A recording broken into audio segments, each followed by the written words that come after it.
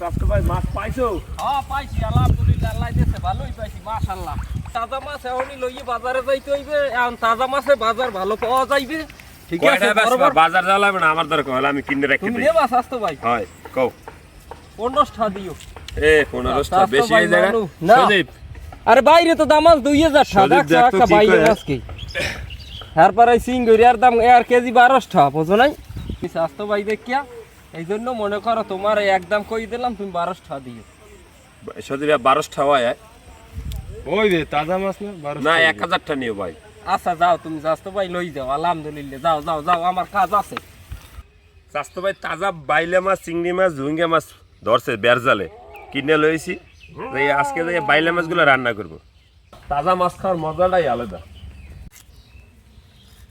বাইলে মাছ ধোয়া করা শেষ, এখন রান্ধন চড়াই দিম। প্রথমে সয়াবিন তেল, কাটা পেঁয়াজ, পেঁয়াজ রসুন বাটা, আদা বাটা, জিরা ধনিয়ার গুঁড়ি, হলদি মরিচের গুঁড়ি,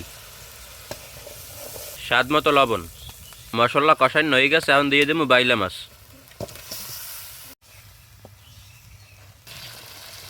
মাছ কষানো হয়ে গেছে, এখন দিয়ে দেবো হারা জল, বিলেতি ধনিয়া পাতা।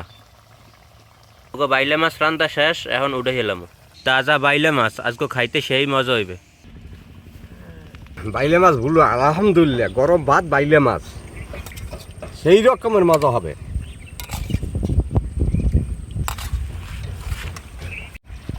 কাকু বিসমিল্লাহ খাওয়া দাও। দর্শক,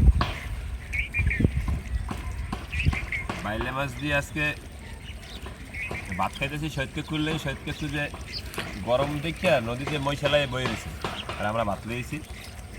আরও মহিষের লগে আরও লোক আছে, এরা বাসায় গেছে ভাত খাইতে। কাকুলে আমি ভাত লইছি, মহিষ এবার সবাই সেলে গেল তো মহিষ যাইবে কি।